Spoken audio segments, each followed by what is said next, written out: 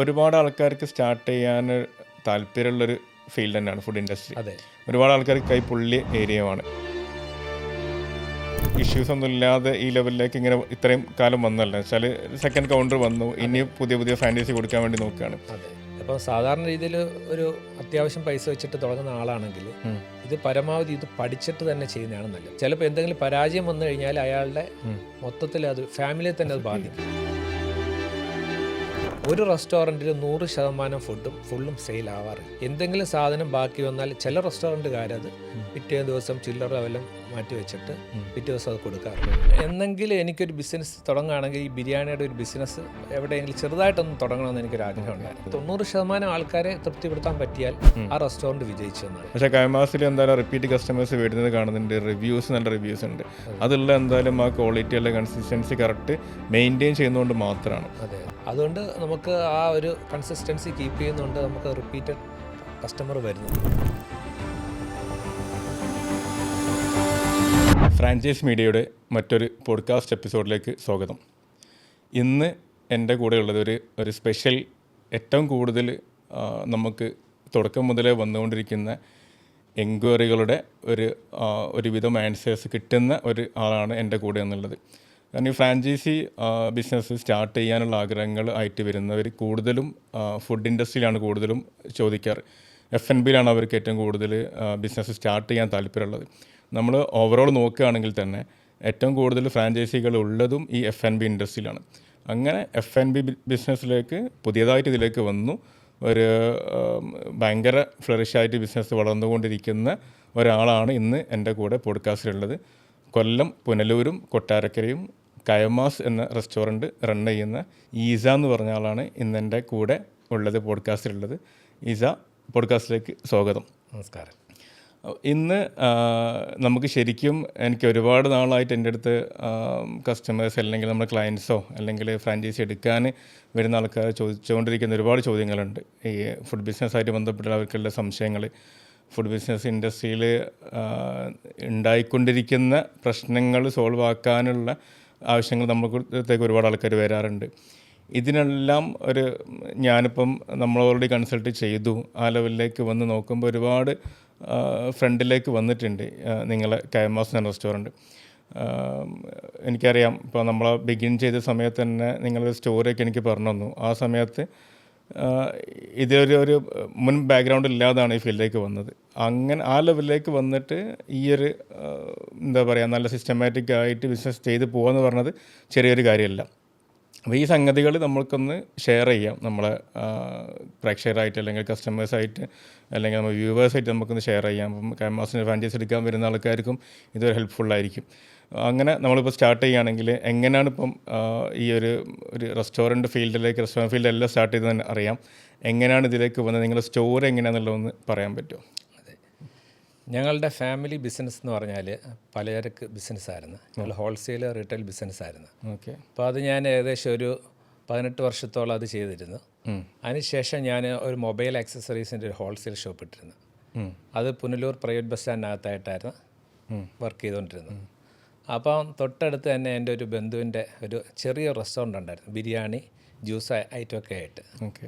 അപ്പോൾ ഞാൻ ഒരു ദിവസം ഊണ് കഴിച്ചിട്ട് തിരിച്ച് എൻ്റെ ഷോപ്പിലേക്ക് വരുമ്പോൾ ആ ഷോപ്പ് ഇങ്ങനെ വെക്കേറ്റ് ചെയ്യുന്നു, സാധനങ്ങളൊക്കെ എടുത്ത് മാറ്റുന്നു. അപ്പോൾ ഞാൻ ചോദിച്ചു എന്താണത് മാറ്റുന്നതെന്ന് വെച്ചാൽ പറഞ്ഞ ബിസിനസ് കുറവാണ്, പിന്നെ അത് കാരണം വെക്കേറ്റ് ചെയ്യാണെന്ന്. ചെറിയൊരു കടയാണല്ലേ? അതെ, ഒരു 12 പേർക്കൊക്കെ ഇരിക്കാവുന്നൊരു ചെറിയ റെസ്റ്റോറൻ്റാണ്. അപ്പോൾ ഞാൻ പുള്ളിയെടുത്ത് ചോദിച്ച് നിങ്ങൾക്ക് ആദ്യം തുടക്കത്തിലൊക്കെ എത്ര ബിരിയാണിയൊക്കെ പോകുമായിരുന്നെന്ന് ചോദിച്ചു. അപ്പം പുള്ളി പറഞ്ഞ് ഒരു 100 ബിരിയാണിയൊക്കെ പോകുമായിരുന്നെന്ന് പറഞ്ഞു. ഞാൻ ഉറപ്പാണോന്ന് ചോദിച്ചു. ആണെന്ന് പറഞ്ഞു. അപ്പം ഞാൻ പുള്ളിയെടുത്ത് പറഞ്ഞ് ശരി എങ്കിൽ നീ അത് ഓണർക്ക് തിരിച്ചു കൊടുക്കണ്ട, ഞാൻ എടുത്തോളാം എന്ന് പറഞ്ഞു. അപ്പോൾ അങ്ങനെ എടുക്കുന്നതിന് എന്നെ പ്രേരിപ്പിച്ചൊരു വസ്തുത എന്ന് വെച്ചാൽ ഞാൻ കുറേ കാലം മുമ്പ് ഒരു യൂട്യൂബ് വീഡിയോ കണ്ടിരുന്നു. അതൊരു പ്രശസ്തനായ ഒരു ബ്ലോഗർ ഒരു കൊച്ചിയിലൊരു പ്രശസ്തമായ ഒരു റെസ്റ്റോറൻറ്റിൻ്റെ വീഡിയോ ചെയ്ത ആ ബ്ലോഗ് ഞാൻ കണ്ടിരുന്നു. അപ്പോൾ അതിൽ എങ്ങനെ മസാല ഉണ്ടാക്കുന്നു, അത് ദം ഇടുന്നു, അത് ദമ്മ് പൊട്ടിക്കുന്നു, അതിൽ നിന്ന് ഇങ്ങനെ ആവിയൊക്കെ ഇങ്ങനെ വരുന്നു. അപ്പോൾ അത് കണ്ടപ്പോൾ എനിക്ക് ഭയങ്കര ഇൻട്രസ്റ്റായി. ഓക്കെ. അപ്പം ഞാൻ ഇങ്ങനെ പലചരക്കടയിൽ ഇരിക്കുന്ന സമയത്ത് ഞായറാഴ്ചകളിൽ ലീവാണ്. അപ്പം ഞാൻ ഞായറാഴ്ച ദിവസം 1 കിലോ മട്ടൻ വാങ്ങും, എന്നിട്ട് ഈ വീഡിയോ കണ്ടിട്ട് അതേപോലെ ട്രയൽ ചെയ്യും. ഓ, അങ്ങനെ നടത്തും. അങ്ങനെ ട്രയൽ നടത്തി ഏകദേശം ഒരു മാസത്തിന് മുകളിൽ എടുത്തിട്ടാണ് ഞാൻ ആ റൈസ് ഉണ്ടാക്കാൻ പഠിച്ചത്. അങ്ങനെ ഞാൻ ഇത് എങ്ങനെയും പഠിക്കണമെന്ന് വിചാരിച്ചിട്ട് വേറെ ഒന്നുമല്ല, എനിക്കൊരു രസം തോന്നി ഇത് ചെയ്യാൻ വേണ്ടിയിട്ട്. ആ വീഡിയോ എന്നെ അത്രത്തോളം അട്രാക്റ്റ് ചെയ്തത്. അങ്ങനെ ഞാനത് ഇടയ്ക്കിടയ്ക്ക് ഇങ്ങനെ ചെയ്ത് അത് നല്ല രീതിയിൽ ഓക്കെ ആയി. അപ്പം എന്നെങ്കിലും എനിക്കൊരു ബിസിനസ് തുടങ്ങുകയാണെങ്കിൽ ഈ ബിരിയാണിയുടെ ഒരു ബിസിനസ് എവിടെയെങ്കിലും ചെറുതായിട്ടൊന്ന് തുടങ്ങണമെന്ന് എനിക്കൊരാഗ്രഹം ഉണ്ടായിരുന്നു. അങ്ങനെ ഇരിക്കുകയാണ് ഇങ്ങനൊരു ഷോപ്പ് എനിക്ക് വന്നത്. അങ്ങനെ ഞാനിത് തുടങ്ങുന്നതിന് മുമ്പ് തന്നെ, ഒരു മാസം മുമ്പ് തന്നെ, ആ ഒരു മലബാർ സ്ലാങ് അഡ്വർടൈസ്മെൻറ്റ് ചെയ്യുന്ന ഒരു ആളെ കിട്ടിയിരുന്നു. അയാളെ കൊണ്ടൊരു അഡ്വർടൈസ്മെൻറ്റ് വോയിസ് റെക്കോർഡായിരുന്നു, ഫേസ്ബുക്കിലേക്ക് ഇട്ടു. തുടങ്ങുന്നതിന് ഒരു മാസം മുമ്പേ ഇട്ടു. അങ്ങനെ നല്ല റീച്ച് കിട്ടി. അങ്ങനെ ഞാൻ റെസ്റ്റോറൻറ്റ് തുടങ്ങി. ഈ റെസ്റ്റോറൻറ്റ് തുടങ്ങുന്നതിന് എനിക്കൊരു കാരണമുണ്ട്. കാരണം നമ്മുടെ നാട്ടിൽ തലശ്ശേരി ബിരിയാണി ലഭ്യമല്ലായിരുന്നു. നമ്മുടെ നാട്ടിൽ സാധാരണ രീതിയിലെ പിന്നെ എസൻസ് അങ്ങനെയുള്ള സാധനങ്ങളൊക്കെ, pineapple essence, vanilla essence, rose essence ഇങ്ങനെയൊക്കെ ഉപയോഗിക്കുന്ന ബിരിയാണികൾ, പിന്നെ കറി ബിരിയാണി. അതും ദം ബിരിയാണി ഇവിടെ ഉണ്ടാവാറില്ലല്ലോ. ആ, ദം ബിരിയാണി ഇല്ല, കുറവാണ്. പിന്നെ എന്ന് വെച്ചാൽ കറി ബിരിയാണിയാണ്. നെയ്ച്ചോറ് ഉണ്ടാക്കും, മട്ടൺ റോസ്റ്റ് ഉണ്ടാക്കും, ബീഫ് റോസ്റ്റ് ഉണ്ടാക്കും, ചിക്കൻ റോസ്റ്റ് ഉണ്ടാക്കും. ബിരിയാണി ചോദിക്കുന്നവർക്ക് ചിക്കൻ റോസ്റ്റ് എടുത്ത് വെക്കും, മുകളിൽ റൈസ് ഇട്ടിട്ട് കൊടുക്കും. പിന്നെ ചിക്കൻ റോസ്റ്റും നെയ്ച്ചോറുമാണ് ചോദിക്കുന്നത്, സെപ്പറേറ്റ് കൊടുക്കും. അങ്ങനെയുള്ളതായിരുന്നു. അപ്പം കറക്റ്റ് ഒരു ദം ബിരിയാണി ഇല്ലായിരുന്നു. അപ്പോൾ ആ ഒരു ഗ്യാപ്പ് ഞാൻ മനസ്സിലാക്കുകയും ചെയ്തിരുന്നു. അപ്പോൾ എൻ്റെ ഒരു ആഗ്രഹം നേരത്തെ ഉണ്ടായിരുന്നു ഒരെണ്ണം തുടങ്ങണമെന്ന്. അപ്പോൾ ഇങ്ങനെ ഒരു ഓപ്പർച്യൂണിറ്റി കിട്ടിയപ്പോൾ ഞാൻ ഈ ഷോപ്പ് എടുത്തു. അങ്ങനെ നല്ല പരസ്യം ചെയ്തു, ഇതേപോലെ ഫേസ്ബുക്കിലൊക്കെ. അങ്ങനെ ഞാൻ റെസ്റ്റോറൻറ്റ് തുടങ്ങിയപ്പോൾ വൻ ജനപ്രവാഹമായിരുന്നു. അങ്ങനെ ഞാനത് നന്നായിട്ട് ക്ലിക്കായി. അപ്പം 12 പേർക്ക് ഇരിക്കാനുള്ള സ്ഥലം മാത്രമേ ഉണ്ടായിരുന്നുള്ളൂ. അങ്ങനെ ഒരു 2-3 മാസം കഴിഞ്ഞപ്പോഴത്തേക്ക് കൊറോണ വന്നു. ഇത് ഏത് വർഷം? 2019 സ്റ്റാർട്ട് ചെയ്തു. അങ്ങനെ കൊറോണ വന്നപ്പോഴത്തേക്ക് ഈ ഷോപ്പ് വേറെ ആളുടെ ആയിരുന്നല്ലോ, നമ്മൾ റെൻറ്റിനായിരുന്നു. അപ്പോൾ അയാൾ പറഞ്ഞു അയാൾക്ക് ഗൾഫിൽ നിന്ന് വന്നതാണ്, അയാൾക്ക് ഈ ഷോപ്പ് തിരികെ വേണമെന്ന് പറഞ്ഞു. അപ്പോൾ ഞാൻ പറഞ്ഞു എനിക്ക് 1 മാസം സമയം വേണമെന്ന് പറഞ്ഞു. അപ്പോൾ നമുക്ക് ടൗണിൽ നമുക്ക് തന്നെ ഒരു സ്വന്തം ബിൽഡിംഗ് ഉണ്ടായിരുന്നു. അവിടെ വേറൊരു സ്ഥാപനം നേരത്തെ നടന്നുകൊണ്ടിരുന്ന, അത് വെക്കേറ്റ് ചെയ്തിരുന്നവർ. അപ്പോൾ അങ്ങനെ ഞാനത് എല്ലാം ഒന്ന് റെഡിയാക്കി മൾട്ടി ക്യൂസിൻ റെസ്റ്റോറൻറ്റ് തുടങ്ങാമെന്നുള്ള ധാരണയിൽ അതെല്ലാം റെഡിയാക്കി. അങ്ങനെ അവിടേക്കാണ് ഈ കൈമാസ് രണ്ടാമത് മാറ്റിയത്, റീലൊക്കേറ്റ് ചെയ്ത്. രണ്ടാമത് മാറ്റുമ്പോൾ ഏകദേശം ഒരു 48 പേർക്ക് ഇരിക്കാവുന്ന സീറ്റിംഗ് കപ്പാസിറ്റിയുള്ള മൾട്ടി ക്യൂസിൻ റെസ്റ്റോറൻ്റാണ് തുടങ്ങിയത്. നമ്മൾ ബസ് സ്റ്റാൻഡിൽ ബിരിയാണി മാത്രമേ ഉണ്ടായിരുന്നുള്ളൂ. ഇവിടെ നമുക്ക് ചൈനീസ്, അറബിക്ക്, ഇന്ത്യന്, പിന്നെ ബ്രോസ്റ്റഡ്, തന്തൂർ എല്ലാമായിട്ട് ഒരു മൾട്ടി ക്യൂസിൻ റെസ്റ്റോറൻ്റാണ് നമ്മൾ ആരംഭിച്ചത്. അതാണ് സ്റ്റാർട്ടിങ്, തുടക്കത്തിൽ അങ്ങനെയാണ് വന്നത് അല്ലേ? അങ്ങനെയാണ് കൈമാസിൻ്റെ നമ്മൾ കണ്ട ഔട്ട്ലെറ്റിലേക്ക് എത്തിയത്. അതെ അല്ലേ? പിന്നീട് ഒരു 3-4 വർഷം കഴിഞ്ഞിട്ടാണ് രണ്ടാമത്തെ ഔട്ട്ലെറ്റേക്ക് വന്നത് അല്ലേ? കൊട്ടാരക്കര ഔട്ട്ലെറ്റേക്ക് വന്ന് എനിക്ക് 4-5 വർഷം കഴിഞ്ഞതിന് ശേഷം 2023 ഓപ്പൺ ആയത്. അപ്പോൾ ഈ ഒരു സമയത്ത് തുടക്കക്കാലത്ത് എന്തായാലും നമുക്കൊരു 4 വർഷം കൊണ്ട് രണ്ടാമത്തെ ഔട്ട്ലെറ്റ് സ്റ്റാർട്ട് ചെയ്യാന്ന് പറഞ്ഞാൽ നല്ലൊരു ഡിസിഷനാണ്, നല്ലൊരു ഗ്രോത്ത് ആണ്. എന്നാലും ആ സ്റ്റാർട്ടിങ് സമയത്ത് ഉണ്ടാവുന്ന കുറച്ചൊരു സ്ട്രഗിൾസ് ഉണ്ടാവുമല്ലോ, ബുദ്ധിമുട്ടുകൾ. എന്തായാലും ഈ ബിസിനസ്സിലേക്ക് ആദ്യമായിട്ട് വന്നതാണ്, ബിരിയാണി സ്വയം ഉണ്ടാക്കി ട്രൈ ചെയ്തു, അതിലേക്ക് ഓക്കെ ആയിട്ട് അങ്ങനെയാണല്ലോ ഇതിലേക്ക് വന്നത്. അപ്പോൾ ഇവിടെ ഒരു പ്രോബ്ലം എന്തായാലും ഉണ്ടായിരുന്നു. നമ്മളെ ഈ കൊല്ലം ഈ ഭാഗത്തേക്ക്, കോട്ടയം ഭാഗത്തൊന്നും നല്ല ബിരിയാണി എന്ന് വെച്ചാൽ മലബാർ ടൈപ്പ് ബിരിയാണി ഇവിടെ അവൈലബിൾ അല്ല, ദം ബിരിയാണി അവൈലബിൾ അല്ല. ആ സൊല്യൂഷനാണ് ഇങ്ങോട്ട് കൊണ്ടുവന്നത്. എന്നാലും ചിലപ്പോൾ ഒരു മാർക്കറ്റിൽ ചിലപ്പോൾ ഒരു അക്സെപ്റ്റൻസ് കിട്ടാത്ത പ്രശ്നം, അല്ലെങ്കിൽ മറ്റ് ഷെഫോ കിച്ചൺ അങ്ങനത്തെ എന്തെങ്കിലുമൊക്കെ ഇഷ്യൂസ്, ഒരു സ്ട്രഗിൾസ് ഉണ്ടാവുമല്ലോ. അപ്പോൾ അങ്ങനെ എന്തെങ്കിലുമൊക്കെ ആ സമയത്ത് നേരിട്ടിട്ടുണ്ടോ എന്നുള്ളതാണ് അറിയേണ്ടത്. നമുക്ക് അങ്ങനെ സ്ട്രഗിൾ എന്ന് പറയാനായിട്ടാണെങ്കിൽ, നമ്മൾ ഈ ചെറിയ റെസ്റ്റോറൻറ്റിൽ നിന്ന് ഈ പുതിയ റെസ്റ്റോറൻറ്റിലേക്ക് വന്നപ്പോൾ ഏകദേശം ഒരു 48 പേർക്ക് ഇരിക്കാവുന്ന റെസ്റ്റോറൻ്റ് ആയിരുന്നല്ലോ. അപ്പോൾ നമുക്ക് നേരത്തെ ബിരിയാണി മാത്രമായിരുന്നു ഉണ്ടായിരുന്നത്. ഇപ്പോൾ വന്നപ്പോൾ മൾട്ടി ക്യൂസിൻ ആയപ്പോൾ ഒരുപാട് ഐറ്റങ്ങളുണ്ട്. അപ്പം ജനങ്ങളും കൂടുതലായിട്ട് വരാൻ തുടങ്ങി. അപ്പോഴത്തേക്ക് നമ്മൾ ഈ ഒരൈറ്റമായിട്ട് ഇരിക്കുന്നതും ഒരു മൾട്ടി ക്യൂസിൻ റെസ്റ്റോറൻറ്റ് തുടങ്ങുന്ന തമ്മിൽ ഭയങ്കര വ്യത്യാസമാണ്. അപ്പോൾ പലരും പല ടേബിളിലും പല ഐറ്റമാണ് ഓർഡർ ചെയ്യുന്നത്. ഇതൊക്കെ ആദ്യം തവണയൊക്കെ നമുക്കിത് മാനേജ് ചെയ്യാൻ ഭയങ്കര പാടായിരുന്നു. അവസാനം ഞാൻ പിന്നെ തിരക്ക് കൂടിയിട്ട് ഇത് മാനേജ് ചെയ്യാൻ പറ്റാതായിട്ട് ഞാൻ വീട്ടിൽ വരെ പോയി ഇരുന്നിട്ടുണ്ട് പേടിച്ചിട്ട്. അപ്പോൾ ആ സമയത്ത് എൻ്റെ ബ്രദേഴ്സും പിന്നെ എൻ്റെ ഫ്രണ്ട്സും ഒക്കെ വന്നാണ് അതൊന്ന് പിന്നെ കൈകാര്യം ചെയ്തത്. കാരണം നമ്മൾ പ്രതീക്ഷിക്കാത്ത നിലയിൽ ആൾക്കാർ വന്ന് പിന്നെ നമ്മൾ സിംഗിളായിട്ട് ചെയ്യുന്ന ഒരു ബിസിനസ് ഒരു ഐറ്റം മാത്രമായിട്ട് ചെയ്യുന്ന പോലെ അല്ല ഒരു മൾട്ടി ക്യൂസിൻ ചെയ്യുന്നത്. അങ്ങനെ ആദ്യ തവണ ഇങ്ങനെ കുറേ പ്രശ്നം ഉണ്ടായിട്ടുണ്ട്. പിന്നെ അതൊക്കെ പിന്നീട് ഇപ്പം അതെല്ലാം ഹാൻഡിലായി, അതിലെല്ലാം ഓരോ സിസ്റ്റമായി, ഓരോ കാര്യത്തിനും ക്ലീനിങ് ആണെങ്കിലും ഓരോ ഡിപ്പാർട്ട്മെൻറ്റ് ഓരോ സിസ്റ്റം ഉണ്ടാക്കി വെച്ചിട്ടുണ്ട്. ക്യാഷ് ഡിപ്പാർട്ട്മെൻ്റ് ആണെങ്കിലും പിന്നെ അതുപോലെ തന്നെ ആണെങ്കിൽ പിന്നെ നമ്മുടെ ഓരോ ഫുഡിൻ്റെ department, Chinese department, Arabic department, ക്ലീനിങ്ങിൻ്റെത്, ഓരോന്നിനും ഓരോ സിസ്റ്റം നമ്മൾ ഉണ്ടാക്കി വെച്ചിട്ടുണ്ട്. അതുപോലെ തന്നെ എല്ലാ ദിവസവും നമ്മുടെ ബ്രീഫിംഗ് ഉണ്ടാവും നമ്മുടെ സ്റ്റാഫിന്. അങ്ങനെ എല്ലാ കാര്യങ്ങളും ചെയ്തു. പിന്നെ തുടക്ക സമയത്തൊക്കെ കസ്റ്റമർ സർവീസൊക്കെ വളരെ മോശമായിരുന്നു ആദ്യം. കാരണം നമുക്കത് ഡീൽ ചെയ്യാൻ പറ്റാത്തൊരവസ്ഥയായിരുന്നു. കാരണം നമുക്ക് അതെ. ആദ്യം എന്ന് വെച്ചാൽ 12 പേർ ഇരിക്കാവുന്ന സിറ്റിംഗല്ലേ ഉണ്ടായിരുന്നു. അപ്പോൾ 2 പേർക്കൊക്കെ കൊണ്ട് അത് ഹാൻഡിൽ ചെയ്യാൻ പറ്റും. അപ്പോൾ അത്രയും പേര് ഹാൻഡിൽ ചെയ്യാനും പറ്റുന്നില്ല, അത്രയും ഡിഷുകളും ഉണ്ടായിരുന്നു. അങ്ങനെ ഒരു സ്ട്രഗ്ലിംഗ് ഉണ്ടായിരുന്നു. ഒരു ഫാമിലി വന്നാൽ പല ഓർഡേഴ്സ് ഉണ്ടാവും. ഒരാൾ ബിരിയാണി ഓർഡർ ചെയ്യും, മറ്റൊരാൾ ചിലപ്പോൾ പൊറോട്ടയ്ക്ക് ഓർഡർ ചെയ്യുന്നത്, വേറെ ചൈനീസ് ഓർഡർ ചെയ്യും, എല്ലാം മിക്സ് ചെയ്ത് വരുമല്ലോ. അപ്പോൾ അത് ആ ഒരു പ്രശ്നം അതിലേക്ക് ഉണ്ടാവും. അപ്പോൾ അതൊക്കെ ആ സമയത്ത് ഒരു ഇഷ്യൂസ് ആയിട്ടുണ്ടായി. നമ്മുടെ ഒരു സാഹചര്യം കൊണ്ട് നമ്മൾ അതൊക്കെ മനസ്സിലാക്കി അതിൽ നിന്ന് കുറേ പഠിച്ചു നമ്മൾ. ഇപ്പം എല്ലാ 2 റെസ്റ്റോറൻറ്റും നന്നായിട്ട് പോകുന്നു, സ്മൂത്തായിട്ട് തന്നെ പോകുന്നുണ്ട്. ഞാൻ പോകാറ് പോലും ചിലപ്പോൾ 1 മാസമൊക്കെ കഴിഞ്ഞിട്ടൊക്കെ ആയിരിക്കും കൊട്ടാരക്കര തന്നെ പോകുന്നത്. കാരണം ആ ഒരു സിസ്റ്റത്തിൽ എല്ലാം കറക്റ്റായിട്ട് തന്നെ പോകും. ഓട്ടോമേഷൻ മോഡിലോട്ടായിട്ടുണ്ട്. ഓക്കെ. ഇപ്പം ശരിക്കും പറഞ്ഞല്ലോ, ഇപ്പം ബിരിയാണി മാത്രമല്ലാതെ മറ്റു ഐറ്റം അവിടേക്ക് ഇൻട്രൊഡ്യൂസ് ചെയ്യേണ്ടി വന്നു. അങ്ങനെ ചെയ്യുമ്പോൾ തന്നെ ഓരോ സമയത്ത് നമുക്ക് ഇൻട്രൊഡ്യൂസ് ചെയ്യേണ്ടി വരും, പുതിയ ഐറ്റം ഇൻട്രൊഡ്യൂസ് ചെയ്യേണ്ടി വരും.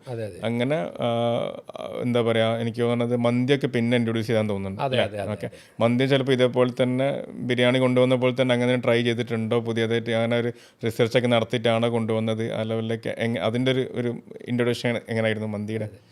ബിരിയാണി തന്നെ നമ്മൾ കുറേ പിന്നെ ട്രയൽ റൺ നടത്തിയിട്ടാണ് ബിരിയാണി തന്നെ നമ്മൾ തുടങ്ങിയത്. ബിരിയാണി നമ്മൾ ഉണ്ടാക്കും, പിന്നെ നമ്മുടെ ഫ്രണ്ട്സിനും മറ്റുള്ള ആൾക്കാർക്ക് കൊടുക്കും.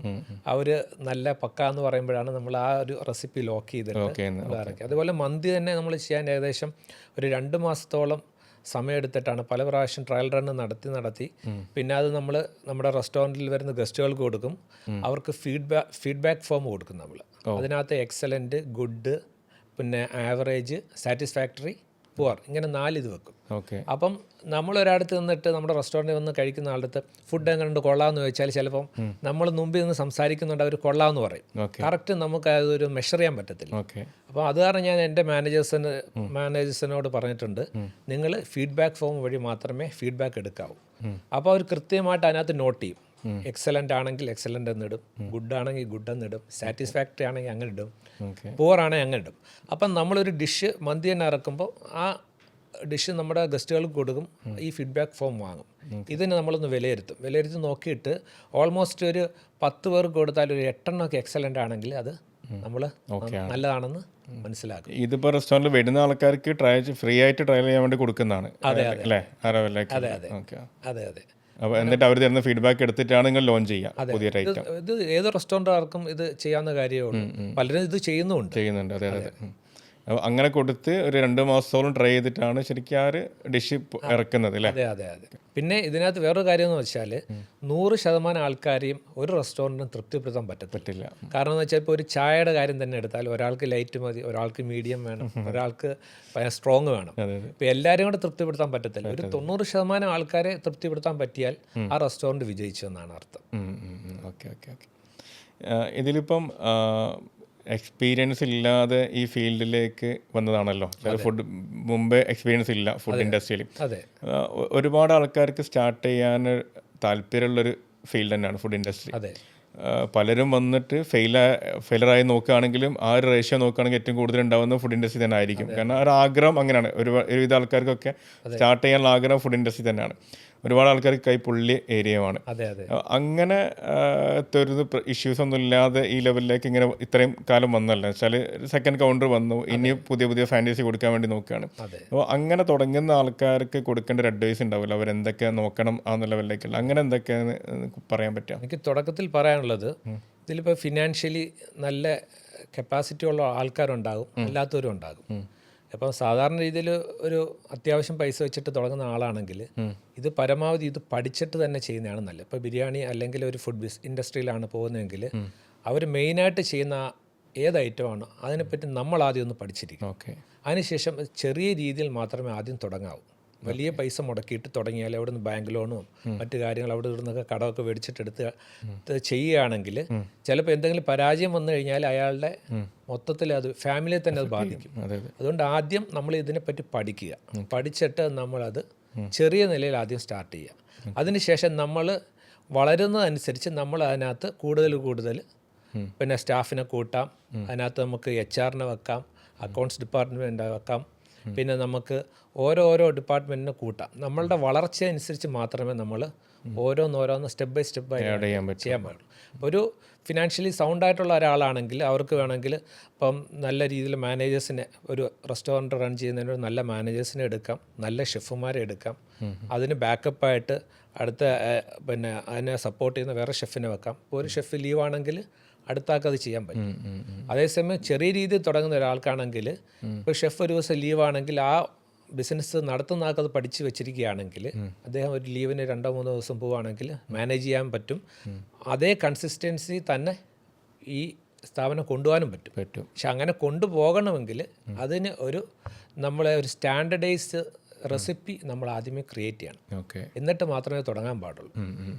അത് പറഞ്ഞു വന്നപ്പോഴാണ് ഇപ്പം ശരിക്കും ഈ റെസ്റ്റോറൻറ്റ് നടത്തുന്ന ആൾക്കാർക്കും അതേപോലെ ഇതിലേക്ക് ഇറങ്ങാൻ പോകുന്ന ആൾക്കാർക്കുള്ളൊരു മെയിൻ ഒരു ഹെഡേക്കാണ് സ്റ്റാഫിൻ്റെ ഒരു പ്രോബ്ലം. എല്ലാവരും പലപ്പോഴും പറഞ്ഞപ്പോൾ നമ്മളത്തേക്ക് കൺസൾട്ടിങ്ങിന് വരുമ്പോൾ തന്നെ ഏറ്റവും കൂടുതൽ ആൾക്കാർ ചോദിക്കുന്നത് നിങ്ങൾ റിക്രൂട്ട്മെൻറ്റ് ഹെൽപ്പ് ചെയ്യുമെന്ന് ചോദിക്കുന്നവരും എനിക്ക് കാര്യം.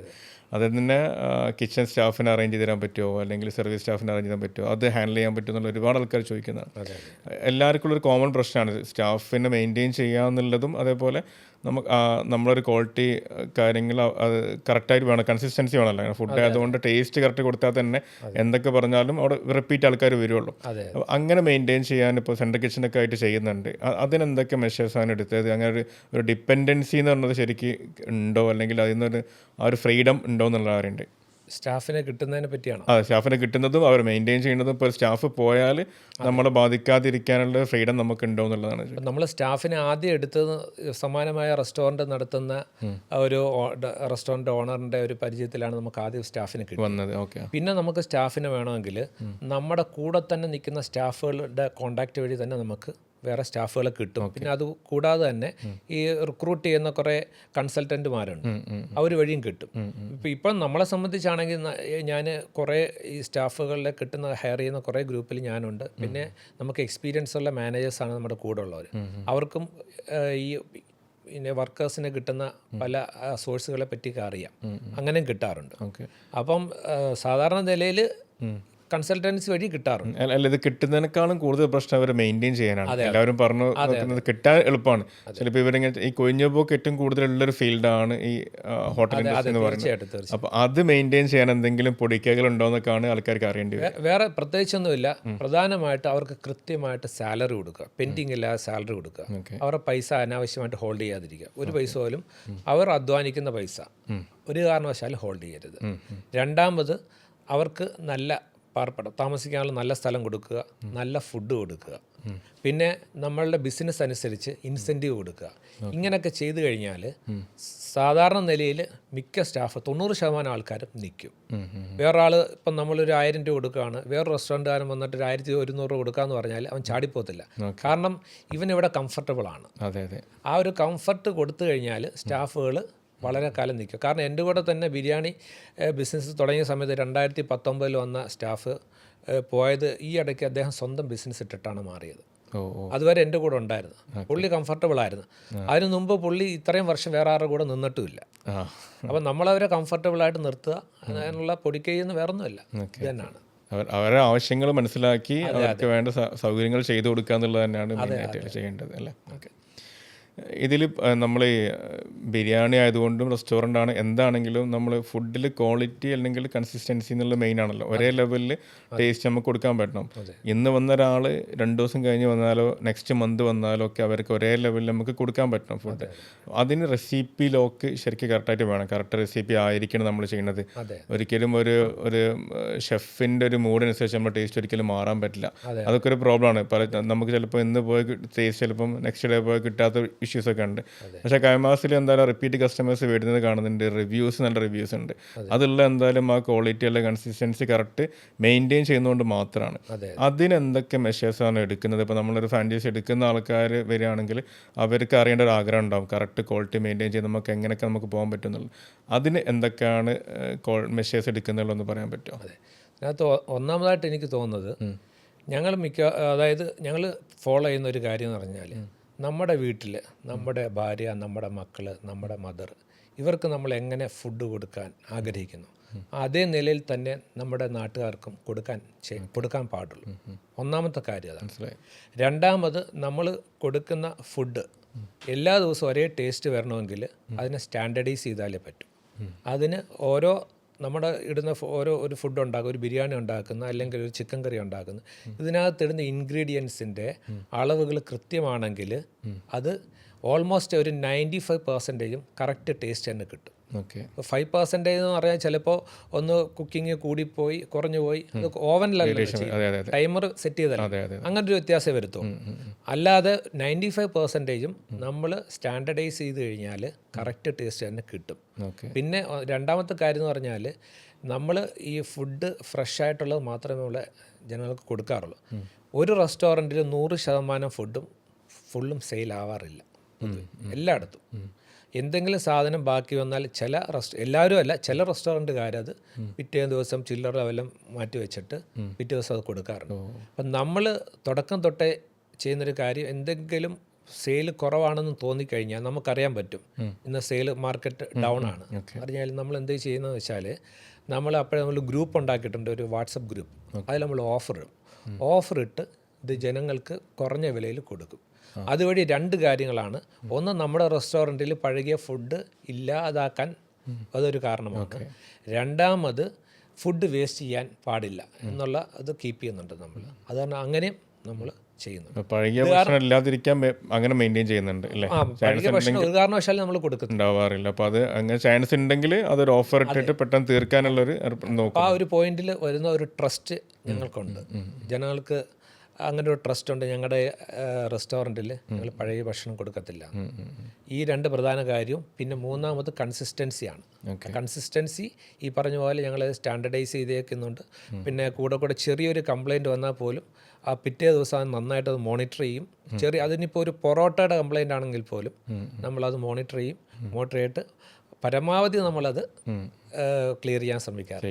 എന്നാലും ചെറിയ പ്രശ്നങ്ങളൊക്കെ വരും. അത് ഇല്ലാത്ത ഒരു റെസ്റ്റോറൻറ്റും ഉണ്ടാവില്ല. അല്ല, പ്രശ്നങ്ങൾ ഇല്ലാതിരിക്കില്ല ഒരിക്കലും. അത് നമ്മൾ മനസ്സിലാക്കിയിട്ട് ക്ലിയർ ചെയ്യാന്നുള്ളതാണ് മെയിൻ ഘടകം. അതെ. ഓക്കെ. ഇതിൽ നമ്മൾ ഈ ബിരിയാണി മേക്കിങ്ങിലൊക്കെ മുമ്പ് പറഞ്ഞു തരുന്നുണ്ട്, നമ്മൾ ഒരു റെസ്റ്റോറൻറ്റ് മാറി വേറെ റെസ്റ്റോറൻറ്റിലേക്ക് പോകുമ്പോൾ തന്നെ ചിലപ്പോൾ മേക്കിങ്ങിലുള്ള ചെറിയ വേരിയേഷനിൽ തന്നെ ടേസ്റ്റ് നല്ല ഡിഫറൻസ് വരുന്നു പറഞ്ഞു. ചിലപ്പോൾ ഒരേ ഷെഫ് മുമ്പുണ്ടാക്കിയ റെസ്റ്റോറൻറ്റിൽ ഒരേ ഷെഫ് ഒരേ ഐറ്റം എടുത്തുണ്ടാക്കിയാൽ തന്നെ ഡിഫറൻസ് വരുന്നുണ്ട്.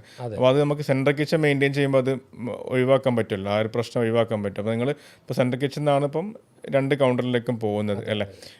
ഇതിൽ തന്നെ പർച്ചേസിൽ ശരിക്കും നമ്മൾ എന്തൊക്കെ കാര്യങ്ങൾ നോക്കണം, എന്തൊക്കെ നോക്കുന്നുണ്ട്? ഇപ്പോൾ എനിക്ക് തോന്നുന്നത് റൈസിൻ്റെ ബ്രാൻഡ് ഒരു ഘടകമായിരിക്കും, അതുപോലെ ഉപയോഗിക്കുന്ന നെയ്യിൻ്റെ ബ്രാൻഡ് ഒരു മെയിൻ ഘടകം ആയിരിക്കും, ചിക്കനോ അല്ലെങ്കിൽ ബീഫോ മട്ടനൊക്കെ എടുക്കുന്നത് എന്ത് ടൈപ്പ് ആയിരിക്കണം എന്നല്ല, അങ്ങനെ ഒരുപാട് ഘടകങ്ങൾ നോക്കാണ്ടല്ലോ. അങ്ങനത്തെ എന്തൊക്കെ മെഷേഴ്സാണ്? അതൊക്കെ നിങ്ങൾ മേൽനോട്ടത്തിൽ തന്നെയാണ് പോകുന്നത്, എന്തൊക്കെയാണ് നോക്കണമെന്ന് പറയാൻ പറ്റും? തീർച്ചയായിട്ടും. അതായത് നമ്മൾ റൈസൊക്കെ ഉപയോഗിക്കുന്നത് ഏറ്റവും മാർക്കറ്റിൽ കിട്ടുന്ന ടോപ്പ് ക്വാളിറ്റി റൈസ് തന്നെയാണ് നമ്മൾ ഉപയോഗിക്കുന്നത്. ഗീ തന്നെയാണെങ്കിലും ടോപ്പ് ക്വാളിറ്റി ഗീ RKG ആണ് നമ്മൾ ഉപയോഗിക്കുന്നത്. അതുപോലെ തന്നെ നമ്മൾ പിന്നെ മട്ടനാണെങ്കിൽ ഞങ്ങൾ മേൽഗോട്ടിൻ്റെ മട്ടനാണ്, അതും നാടൻ ആടിൻ്റെ. അതേപോലെ ഇപ്പം മാർക്കറ്റിൽ ഈ രാജസ്ഥാൻ ആടൊക്കെ വരുന്നുണ്ട്, അത് ഒരു കിലോയ്ക്കൊക്കെ 600 രൂപ ആ റേഞ്ചേ ഉള്ളൂ. പക്ഷേ നമ്മളുടെ നാടൻ ആടിന് ഏകദേശം 1100 രൂപ ഒരു കിലോയ്ക്ക് വിലയാണ്. അത്ര ഡിഫറൻസ് ഉണ്ട്. അപ്പം നമ്മളത് പണ്ട് തൊട്ടേ കീപ്പ് ചെയ്യുന്നത്, ഒന്ന് മട്ടൻ ആണാടിൻ്റെ ഇറച്ചി മാത്രമേ ഉപയോഗിക്കാറുള്ളൂ, 2 നാടൻ ആടിനെ മാത്രമേ ഉപയോഗിക്കാറുള്ളൂ. പിന്നെ ചിക്കൻ ആണെങ്കിലും ഫ്രഷ് ചിക്കനാണ് നമ്മൾ ചിക്കൻ ബിരിയാണിക്കായിട്ട് ഉപയോഗിക്കുന്നത്. പിന്നെ സെൻട്രൽ കിച്ചൺ ആയാലും ഇനിയിപ്പോൾ ഒരു ഫ്രാഞ്ചൈസി തുടങ്ങുമ്പോൾ ഉള്ള ഒരു കിച്ചൺ ആണെങ്കിലും നമ്മൾ റെസിപ്പി ലോക്ക് ചെയ്തിട്ട് ആ ഒരു സ്റ്റാൻഡർഡൈസേഷൻ ചെയ്ത് തന്നെ പോവുകയാണെങ്കിൽ ഇനിയിപ്പോൾ 50 റെസ്റ്റോറൻറ്റ് തുടങ്ങിയാലും എല്ലായിടത്തും ഒരേ ടേസ്റ്റിന് കൊടുക്കാൻ പറ്റും. അങ്ങനെ ഒരു പ്രശ്നം വരുന്നില്ല. അപ്പോൾ സെൻട്രൽ കിച്ചൺ നമ്മൾ ഇടാൻ കാരണം അപ്പോൾ അടുത്തടുത്ത് നമുക്ക് 2 റെസ്റ്റോറൻറ്റ് വന്നതുകൊണ്ടാണ് ഇട്ടത്. പിന്നെ ആദ്യം നമ്മൾ ചെറിയ റെസ്റ്റോറൻ്റ് ആയിരുന്നല്ലോ, അവിടെ കുക്ക് ചെയ്യാനുള്ള സൗകര്യം ഇല്ലായിരുന്നു. അതുകൊണ്ടാണ് നമ്മൾ ആദ്യമേ സെൻട്രൽ കിച്ചൺ പോയത്. അപ്പോൾ പുതുതായിട്ട് റെസ്റ്റോറൻറ്റ് തുടങ്ങിയപ്പോഴും നമ്മൾ അവിടെ നിന്ന് തന്നെ കൊണ്ടുപോകുന്നുണ്ട്. ഇനിയിപ്പോൾ അടുത്തടുത്ത് വേറെ 1, 2, 3 റെസ്റ്റോറൻറ്റ് വന്നാലും ഈ ഒരു കിച്ചൺ വെച്ച് തന്നെ നമുക്കത് മെയിൻറ്റെയിൻ ചെയ്യാൻ പറ്റും. അപ്പോൾ നമുക്ക് കുറേ കോസ്റ്റ് മറ്റു കാര്യങ്ങളൊക്കെ കുറയ്ക്കാൻ പറ്റും. ഞാനിപ്പോൾ ഈ മട്ടൻ്റെ കാര്യം പറഞ്ഞ സമയത്തൊന്ന് ശ്രദ്ധിച്ചത്, അപ്പോൾ ഞാൻ കോഴിക്കോടാണ് സ്ഥലം, സ്വദേശം. അപ്പം നമുക്ക് ശരിക്കും അവിടെ മലബാർ ഭാഗത്ത് കിട്ടുന്നതിനേക്കാളും നല്ല മട്ടണ് ശരിക്കും ഇവിടെ കൊല്ലം, തിരുവനന്തപുരം ഭാഗത്ത് കിട്ടുന്നുണ്ട്. ഇപ്പോൾ ഞാൻ ഈ ഭാഗത്തേക്ക് വരികയാണെങ്കിൽ, ഇപ്പോൾ കൊല്ലത്തേക്കാണ് വരുന്നതെങ്കിൽ സ്ഥിരം കഴിക്കുന്ന സ്ഥലമാണ് റമീസ്. ഇപ്പോൾ ഒരു മട്ടൻ ബിരിയാണി അവിടെ കഴിക്കുന്ന ഒരു സ്ഥിരം സാധ്യതയാണ്. അതേപോലെ സിറ്റി ഹോട്ടൽ, അങ്ങനെ പല സ്ഥലത്തും അങ്ങനെ മെയിൻ ഇവിടെ തന്നെ ട്രിവാൻഡ്രത്ത് പോയാലും അതേപോലെ കിട്ടുന്ന ഒരുപാട് കടകളുണ്ട്. നല്ല മട്ടൻ ഇവിടെ നിന്ന് കിട്ടുന്നത്. അപ്പം നിങ്ങളൊരു മെയിൻ ഡിഷും മട്ടൻ തന്നെയാണല്ലോ, മട്ടൻ ബിരിയാണി തന്നെയാണ് നിങ്ങളുടെ ഒരു മെയിൻ ഡിഷും. അപ്പം മലബാർ ഏരിയ അപേക്ഷിച്ചിട്ട് ഇപ്പം ഇവിടെ കൊല്ലം, തിരുവനന്തപുരം നല്ല മട്ടൻ്റെ ഒരു സോഴ്സിങ് ഉണ്ട്. അത് ശരിക്കും എന്താ വെച്ചാൽ നമ്മൾ കേരളത്തിന് പുറത്ത് പോയി കിട്ടുന്ന ആ ഒരു ക്വാളിറ്റിയിൽ മട്ടൻ ഇവിടെ കിട്ടുന്നുണ്ട്. അപ്പോൾ അത് ആ തമിഴ്നാട് ഇൻഫ്ലുവൻസ് ഉള്ളതുകൊണ്ട് ഇങ്ങനെ അവിടെ നിന്ന് വരുന്നതാണോ അല്ലെങ്കിൽ ഇവിടെ നിന്നുള്ളത് തന്നെയാണോ, അതിൻ്റെ ഒരു രഹസ്യം എന്താ ശരിക്കും ആ ഒരു മട്ടൻ്റെ സോഴ്സിൻ്റെ? ഈ മട്ടൻ നമുക്ക് സാധാരണ നാട്ടിൻപുറത്തെ ഓരോ വീടുകളിൽ വളർത്തുന്ന ആടുകളെ അവിടെ മാർക്കറ്റുണ്ട്. നമ്മുടെ പുനലൂരിനടുത്തൊക്കെ ഇതിൻ്റെ ആട്, അതൊക്കെ പിന്നെ പോത്ത്, പശു, ഇതിനെയൊക്കെ വിൽക്കുന്ന മാർക്കറ്റുണ്ട്. അവിടെ നിന്നാണ് ഇത് സോഴ്സ് ചെയ്യുന്നത്. തമിഴ്നാട്ടിൽ നിന്ന് വരെ ഇവിടെ വന്നിട്ട് എടുത്തുകൊണ്ട് പോകുന്നുണ്ട് മട്ടൻ. കാരണം അത്രയും നല്ല ടേസ്റ്റുള്ള മട്ടൻ ആയതുകൊണ്ടാണ്. അതും ഞാൻ നേരത്തെ പറഞ്ഞ പോലെ ആണാടിനാണ് കൂടുതൽ പ്രിയം. അത് നല്ല വിലയ്ക്കാണ്. ഞാൻ പറഞ്ഞ പോലെ 1100 രൂപ, 1200 രൂപ. അതങ്ങനെ ഡിഫറൻസ് ഉണ്ടല്ലേ ആടിന്റെ ഇറച്ചി എന്ന് പറഞ്ഞ്? അതെ, നാട്ടിൻപുറത്ത് ആ നാടൻ ഭക്ഷണങ്ങളും ആ പച്ചിലകളൊക്കെ കഴിച്ച് വളരുന്നതിൻ്റെ ഒരു ടേസ്റ്റ്. മറ്റേന്ന് പറഞ്ഞാൽ പിന്നെ റെഡിമെയ്ഡായിട്ട് വരുന്ന പിന്നെ ഫാക്ടറികളിൽ നിന്ന് വരുന്ന ആഹാരങ്ങൾ കഴിച്ചിട്ട് വരുന്നത്. അതിൻ്റെ ഒരു ഡിഫറൻസ് ആണ് മെയിനായിട്ടും എനിക്ക് തോന്നുന്നത്. നിങ്ങളൊരു മെയിൻ ഡിഷ് തന്നെയാണ് മട്ടൻ ബിരിയാണി വരുന്ന അല്ലേ? അതെ. അപ്പം ബിരിയാണിയിൽ ഏറ്റവും ടോപ്പ് മട്ടൻ ബിരിയാണി തന്നെയാണ്. അത് കഴിഞ്ഞാൽ പിന്നെ ബീഫ്, പിന്നെ മൂന്നാമത് ചിക്കനുള്ളു. പിന്നെ വേറൊരു കാര്യമുണ്ട് ഇതിനകത്ത്, ഓരോരുത്തർക്കും ഓരോ പിന്നെ മീറ്റാണ് ഇഷ്ടം. ചിക്കൻ നന്നായിട്ട് ഇഷ്ടപ്പെടുന്ന ആൾക്ക് മട്ടൻ ഇഷ്ടപ്പെടണമെന്നില്ല. അപ്പോൾ കോമൺലി നമ്മൾ നോക്കുകയാണെങ്കിൽ മട്ടൻ ബിരിയാണിയാണ് ടോപ്പ്. അത് പറഞ്ഞപ്പോൾ നമ്മളിപ്പോൾ ഈ കൈമാസിൽ ഇപ്പം നമുക്ക് എന്തായാലും കസ്റ്റമർ റിറ്റൻഷൻ ഞാനവിടെ നല്ല കാണുന്നുണ്ട്. നമ്മൾ ശ്രദ്ധിച്ചാൽ തന്നെ മനസ്സിലാവും. സ്ഥിരം വരുന്ന നിങ്ങളുടെ റിവ്യൂസും കാര്യങ്ങളൊക്കെ കാണുമ്പോൾ തന്നെ മനസ്സിലാക്കാൻ പറ്റും. അപ്പം അങ്ങനെ വരുന്ന സ്ഥലത്ത് എന്തായാലും ഒരു മെയിൻ ഒരു സിഗ്നേച്ചർ ഡിഷ് ഉണ്ടാവും. അത് കഴിക്കാൻ തന്നെ വരുന്ന ആൾക്കാരുണ്ടാവും. അപ്പോൾ അങ്ങനെ നോക്കുകയാണെങ്കിൽ ഇപ്പോൾ കൈമാസിൻ്റെ ഒരു മെയിൻ അല്ലെങ്കിൽ സിഗ്നേച്ചർ ഏറ്റവും കൂടുതൽ ആൾക്കാർ പ്രിഫർ ചെയ്യുന്ന ഒരു ഫുഡ് എന്താണ് വരുന്നത്? തീർച്ചയായിട്ടും മെയിനായിട്ട് നമ്മൾ അറിയപ്പെടുന്നത് ബിരിയാണിയുടെ പേരിൽ തന്നെയാണ്. മെയിനായിട്ട് നമ്മുടെ ബിരിയാണി തന്നെയാണ് നമ്മുടെ മെയിൻ ഡിഷ്. രണ്ടാമതിപ്പം മന്തി. നേരത്തെ ഞങ്ങൾ ബുഹാരി റൈസാണ് ചെയ്തുകൊണ്ടിരുന്നത്.